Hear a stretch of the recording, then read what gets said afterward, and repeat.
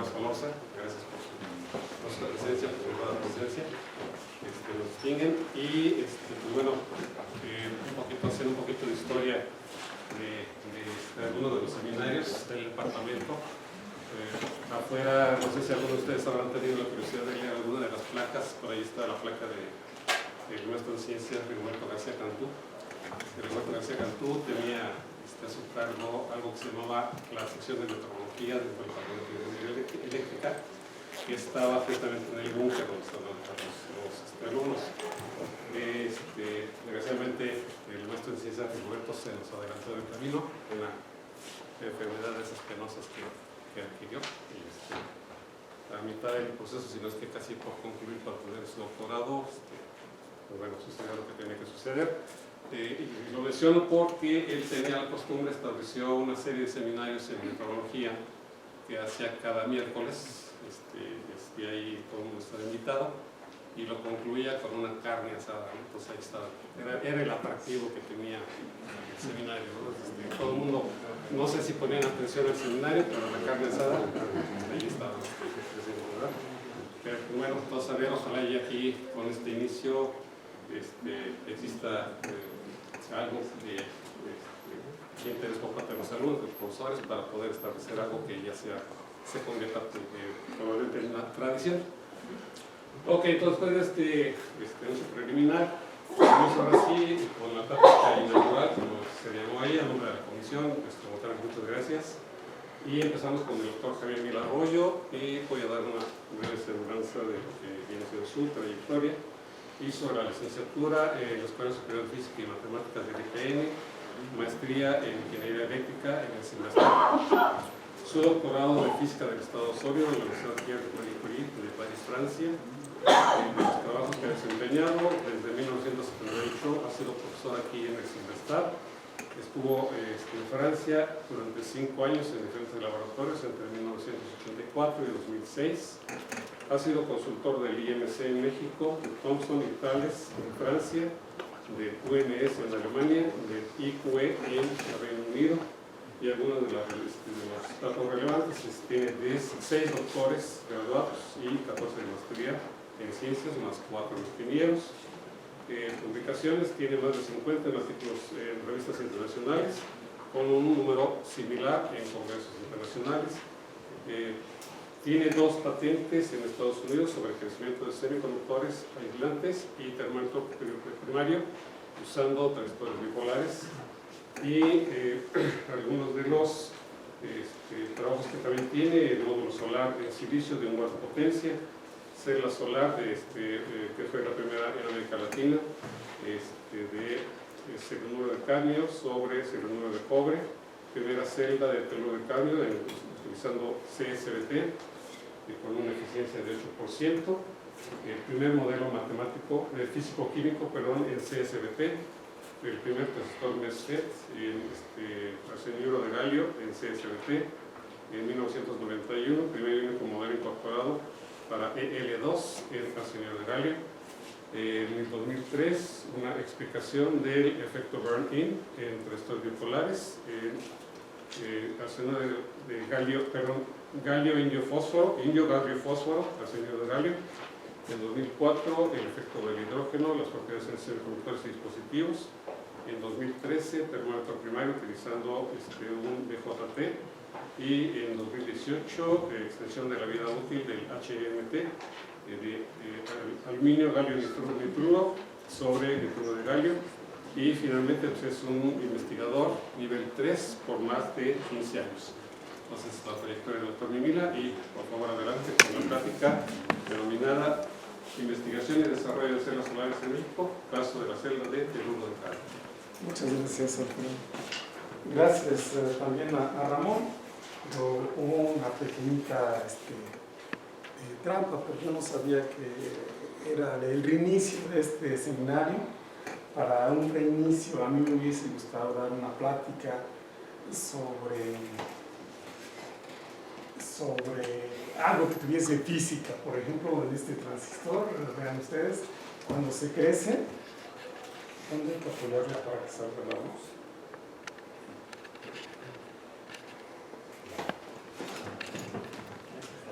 en este transistor, cuando se crece la base, se purifica con carbón. Y cuando las condiciones no son las adecuadas, se forma este dímero, dos átomos de carbono al lado, uno del otro. Y eso tenía así, sufriendo espantosamente a una compañía que vende estos transistores. Porque este enlace carbón-galio es mucho más corto que los otros, entonces crea una deformación alrededor del dímero que perturba muy fuertemente la movilidad de los transistores y entonces mata la ganancia y la respuesta en frecuencia del transistor.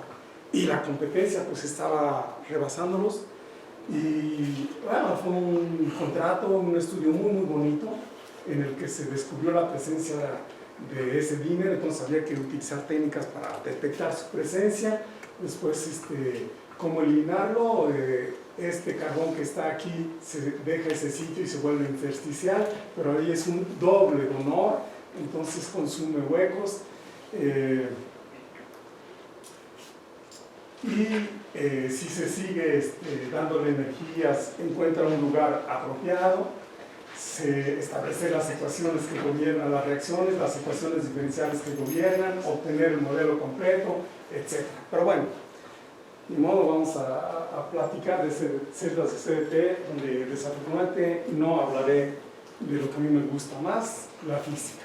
Este es el orden que voy a tratar de la introducción, la actividad en México, resultados, para poder comentarlos un poquito de lo más básico de las celdas solares, una discusión y conclusiones. Vean ustedes, nuestro apetito por energía es absolutamente imposible de satisfacer, ¿sí? Esto ha revivido fuertemente la actividad en el desarrollo de nuevas fuentes de energía, en particular las celdas solares.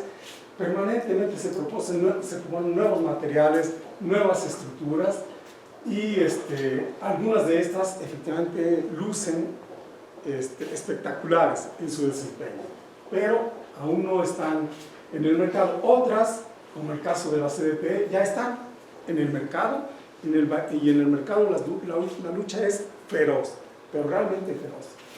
Como ejemplo de nuestro apetito por energía, si ustedes buscan cuál es la participación de Netflix, ¿sí? Yo todos los fines de semana recurro a Netflix. Netflix con todos sus servidores contribuye en 1% del CO2 que se produce globalmente. Y nadie de nosotros va a renunciar a esos placeres, ¿no? Entonces, efectivamente, hay que hacer algo. En México, en los últimos 30 años, ha dedicado un esfuerzo, ¿verdad? Tiempo, hombres, dinero, espacios, etc. Y revisando las publicaciones que se han hecho únicamente en revistas internacionales de celdas solares o de actividades relacionadas con las celdas solares de CDT, encontramos que han participado 200 especialistas, 40 grupos de investigación, 18 instituciones, con 60 colaboraciones internacionales de 11 países. ¿Con qué resultados? Bueno, vean ustedes, esta es la lista de todos los publicados, ¿sí?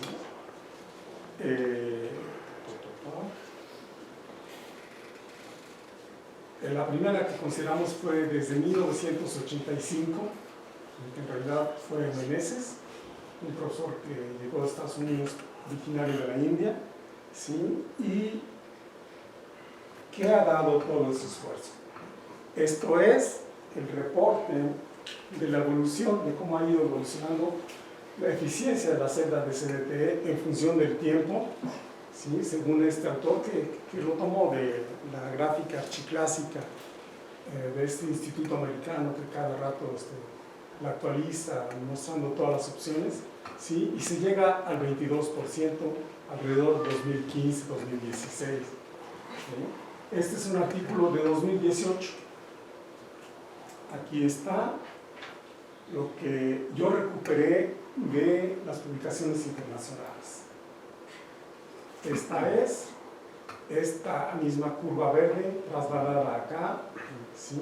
Aquí están todos los resultados de los artículos publicados por grupos en México que hacen celdas solares de CDP, ¿sí? Esta es la celda de más alta eficiencia de CDP, que corresponde a esto, este cuadrito, a ese rombo. Esta es la celda de un poco menos, de alrededor de 2.5, de 0.25 centímetros cuadrados. Esta es la última tesis de la CES, de una celda de CDPE, y esta es la última tesis que tengo conocimiento en el CINVESTAT, en una tesis de celdas solares que no es de CDPE. Aquí el rendimiento es de 0.02%. ¿Qué significa eso? Imagínense que tienen un motor que para recorrer 20 kilómetros necesitan 1 litro de gasolina. Bueno, pues con este motor, para recorrer esos 20 kilómetros necesitan 10.000 litros de gasolina. Hay que hacer algo, ¿no? ¿Cuál es la metodología local que casi en todos los artículos se puede apreciar? Una gráfica de las películas, escogí una donde las películas son continuas, pero generalmente pueden ser islas, ¿sí?, inconexas. Una gráfica de un difractograma de X, uno de espectroscopía Raman, uno de coeficiente de absorción, uno de coeficiente de reflexión, ¿sí?, uno de SIMS, una gráfica de IDB. Ahí está el trabajo. Y únicamente en 3 artículos encontré una fotografía de la celda solar que se ha fabricado, que se ha elaborado. Déjenme presentarles otra metodología con la que yo he convivido a través de industrias y laboratorios fuera de México. Para esto es indispensable revisar un poquito de manera superficial los aspectos físicos más básicos de una celda solar. Esta es la estructura más sencilla, es una unión PN, ¿sí? Este es el circuito equivalente más frecuentemente utilizado, un diodo, una fuente de corriente que solo existe cuando está iluminada, una resistencia en serie, una resistencia en paralelo, y esta es la ecuación que todo el mundo propone, ¿verdad?, que corresponde a ese circuito equivalente a esta celda. Ahora les muestro una gráfica obtenida aquí en la CES de esta celda INGAP GAS, o sea, sobre el sustrato GAS. Ahí está, es la curva a través de la celda en función del voltaje aplicado, ¿sí?, en obscuridad. Aquí está bajo iluminación, la potencia, ¿sí?, a partir de, este es el punto de potencia máxima, a partir de la corriente en cortocircuito y el voltaje en circuito abierto, se obtiene de esta expresión una corriente de saturación, esta del orden de 10 a la menos 22 amperes. ¿Sí? Y a partir del punto de potencia máxima, la potencia máxima entre el producto del voltaje en circuito abierto por la corriente en cortocircuito, el factor de llenado, 74%. ¿No? Bien, pero ¿qué hay detrás de ese comportamiento?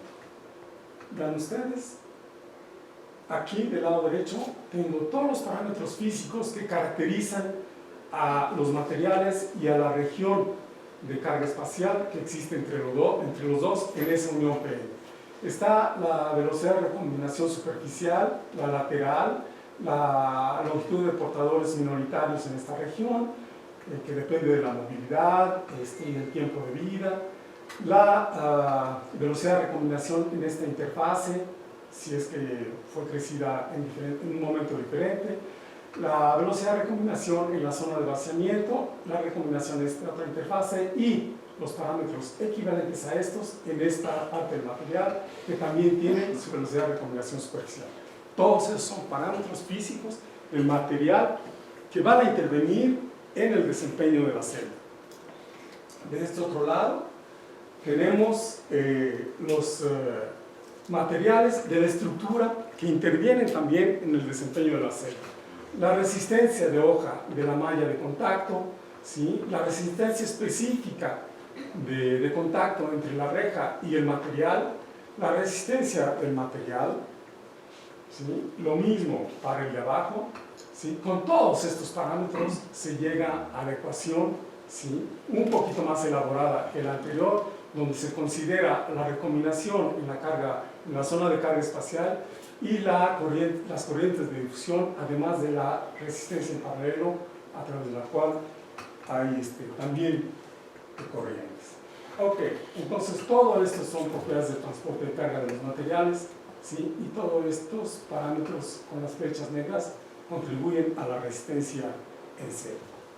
Con eso es suficiente para que extendamos nuestra discusión. Una parte importante de lo que yo he vivido en esta actividad es la extracción de parámetros. Hay que extraer la resistencia en serie del dispositivo, hay que la recombinación en la zona de vaciamiento, la corriente de difusión, ¿sí? Con sus dos componentes, porque la celda maneja la suma de todas esas. Hay que tener en cuenta la resistencia en serie y ahí está, ¿verdad? Razonablemente ajustado, lo que en la anterior les mostré como una medición. Ahí está, con ese modelo ajusta muy bien. Pero vean ustedes, ajustar esos datos experimentales únicamente requiere encontrar la resistencia en paralelo, la corriente de recombinación, ¿sí? La corriente de difusión, los factores de idealidad, aquí debería ser ETA, y la resistencia en serie. Pero con esa extracción no tenemos absolutamente ninguna información sobre los parámetros de transporte de carga de los materiales que en una lámina anterior les mostré, ni de las diferentes resistencias en serie que contribuyen a esta resistencia en serie. Entonces es necesario hacer algo más. Además, la corriente de cortocircuito que proporciona esta celda es función de todos estos parámetros. Entonces hay que considerarlos, ¿sí? Primero, para considerarlos, para extraerlos adecuadamente, hay que tener mucho cuidado con la medición. Generalmente, lo mejor es usar el método de 4 puntas. En un lado polarizo y en el otro mido el voltaje que realmente estoy aplicando a través de la reja sin considerar, sin que intervengan las resistencias de estos hilos ni de las puntas de contacto. Esa es una buena manera de obtenerlas, ¿sí? A través del ajuste que ya les mostré en la lámina anterior, ¿sí? Que nos dio estos parámetros de característicos de la celda, vamos a compararlos. Este es un ajuste hecho por el grupo donde trabajé en Francia, con un programa comercial, ¿sí? Caro, por supuesto. Es el ajuste que ese programa hace de los datos experimentales que están aquí en azul. Y vean ustedes, aquí este ajuste fue considerando la física que ocurre dentro del dispositivo y no sé qué considera el programa. Es un programa que ellos utilizan desde hace mucho tiempo. Aquí están, ven ustedes, la corriente de difusión de la celda. Este programa comercial, verán, el ajuste es impecable. Impecable. Sin embargo, ese programa da una corriente de saturación por difusión de 10 a la menos 21 y nosotros obtuvimos 10 a la menos 23. ¿Cuál es el problema? ¿Por qué Porque tenemos métodos alternativos de verificar, ¿sí? Aquí no. La verificación por métodos alternativos confirma este valor y no este. Y tener valores equivocados tiene consecuencias, porque vamos a tener valores equivocados para la longitud de difusión, para la movilidad y para el tiempo de vida que se puede estimar a partir de estos parámetros. Así que hay que tener cuidado. Entonces, ¿qué hay que hacer? Otra vez, con los grupos con los que he tenido la suerte de trabajar, pues se miden o se intentan medir todos estos parámetros. Hay técnicas, ¿sí? Está Hall, que todos conocemos, está respuesta espectral, está para la longitud de difusión corriente inducida por un haz puntual, ¿sí? El tiempo de vida, hay varias técnicas, pero la más sencilla ahora es con un diodo láser pulsado y medir la corriente conforme pasa el tiempo después del pulso, ¿sí? Con pulsos muy cortos, hay láseres donde los pulsos son menores a nanosegundos.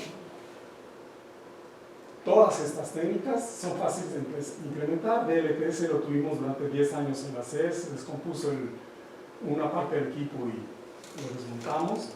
¿Sí? Permite obtener la concentración de centros de recombinación en la zona de vaciamiento, su energía, su concentración y su sección transversal de captura. Esta es una ilustración del haz puntual desplazado, donde aquí está la unión, se desplaza y aquí está una variación típica de la corriente recogida a través de estos contactos que permite estimar la longitud de difusión de minoritarios en ambos materiales. Para la resistencia de hoja de la reja de contacto, pues está a 4 puntos, ¿sí? El tiempo de vida, esta es la ilustración más sencilla, un láser pulsado, un diodo de referencia, ¿sí? Después la muestra y ahí está el decaimiento de la corriente después de que termina el pulso de este láser y de ahí se extrae el tiempo de vida sin ninguna dificultad. Para resistencia específica de contactos y resistencia de la hoja que consigue el contacto, pues está el método que propuso Shockley. Desde entonces todo el mundo lo usa, extremadamente sencillo y realmente adecuado, ¿sí? Eso es como se trabaja en otros países. Vean ustedes, por ejemplo, este es el dado que está en varias partes de la oblea de 4 pulgadas, donde en esa oblea se hacen celditas de diferentes áreas, 1/4 centímetro cuadrado, medio centímetro cuadrado, etc. Y estos dados están distribuidos a través de la oblea y con él se puede medir concentración de portadores, movilidad, resistividad. Aquí están los motivos. Para cada material que interviene en la celda, ¿sí? Se puede medir, se mide la resistencia específica de contacto para cada material que interviene en la celda. Aquí hay 3 materiales y redundantes para verificar su reproducibilidad en diferentes áreas. Se puede medir si hay estructuras para hacer DLTS, mediciones de capacidad voltaje, ¿sí?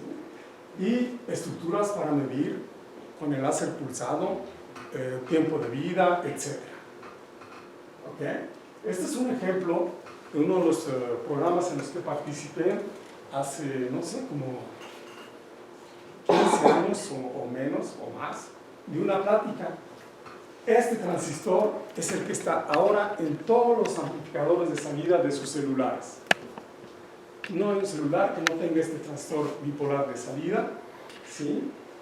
Y vean ustedes lo que hizo la Unión Europea. 1, 2, 3, 4, 5 industrias, 1, 2, 3, 4, 5 laboratorios de países diferentes, todos para este dispositivo. Así de sencillo, así de grande y de organizado el esfuerzo. Ahí están los responsables, ¿sí? Este grupo en Gran Bretaña y en Francia, vean ustedes, haciendo estos dos exactamente los mismos materiales. Y afortunadamente ambos grupos tenían el mismo reactor de epitaxia. y uno tenía excelentes películas y el otro tenía películas mediocres. En ambos casos, los crecedores tenían más de 15 años de experiencia. ¿Cómo es esta contribución en esos grupos? Lo que yo tengo es mío y mi saber hacer lo ofrezco, pero no te lo doy.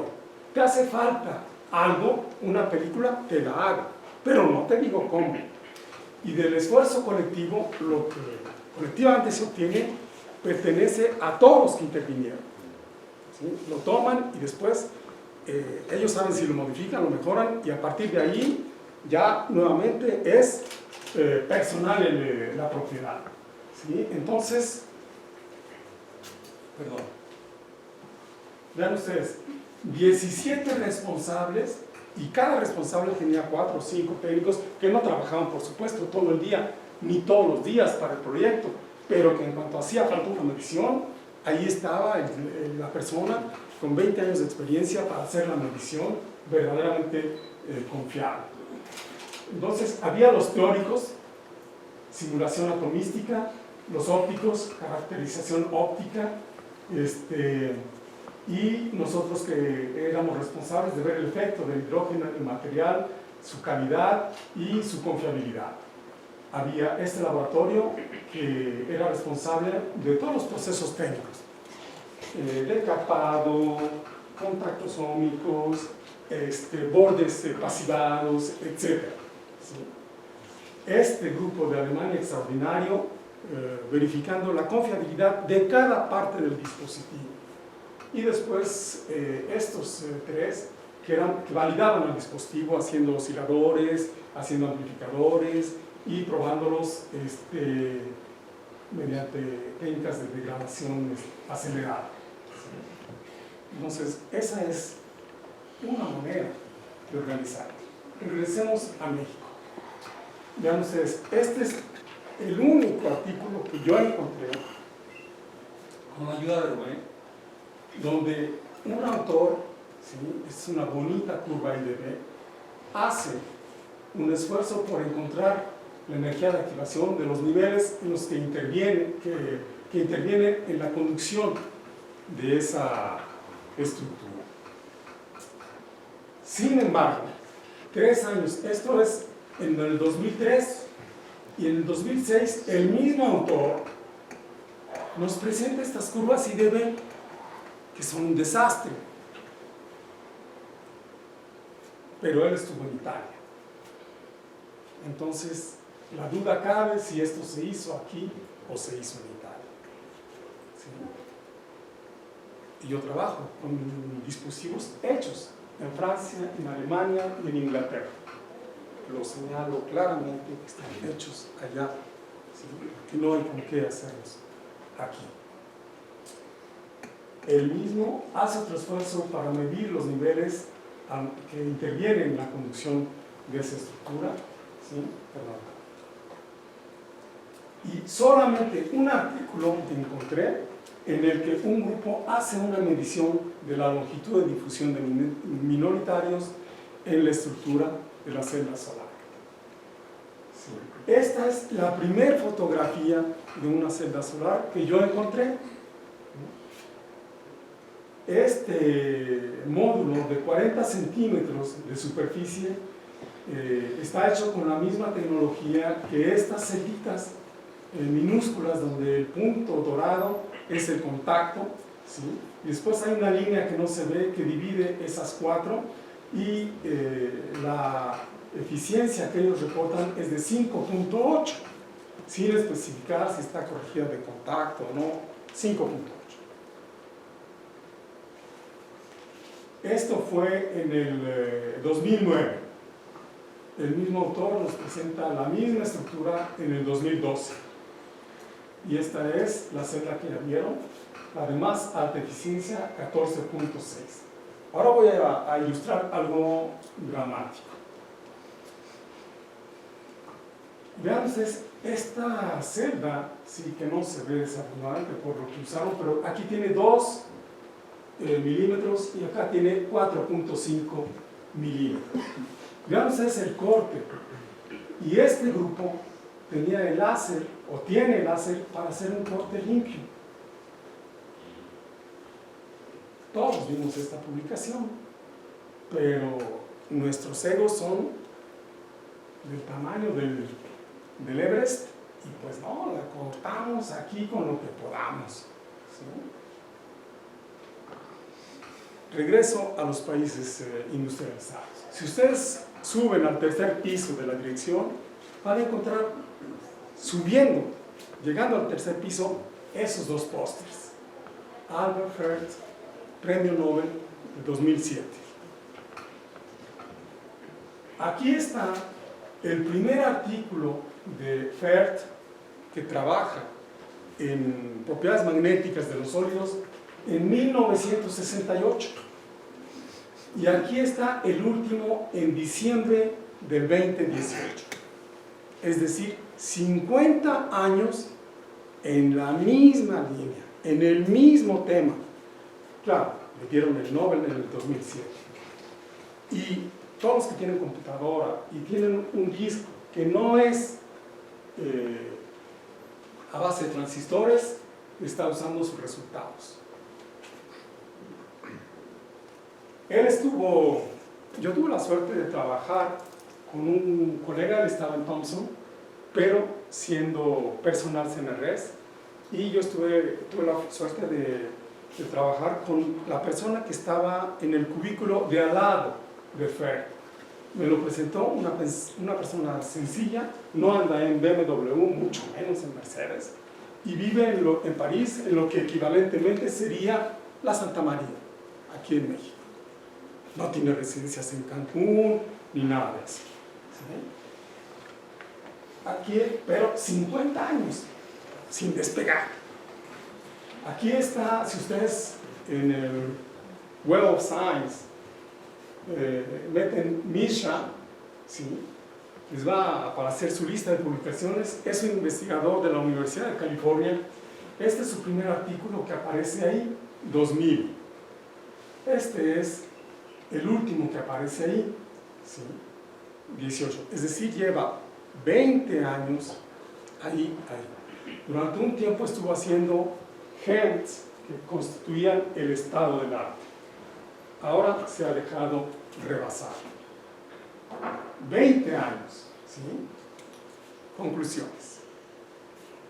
Se las dejo a ustedes.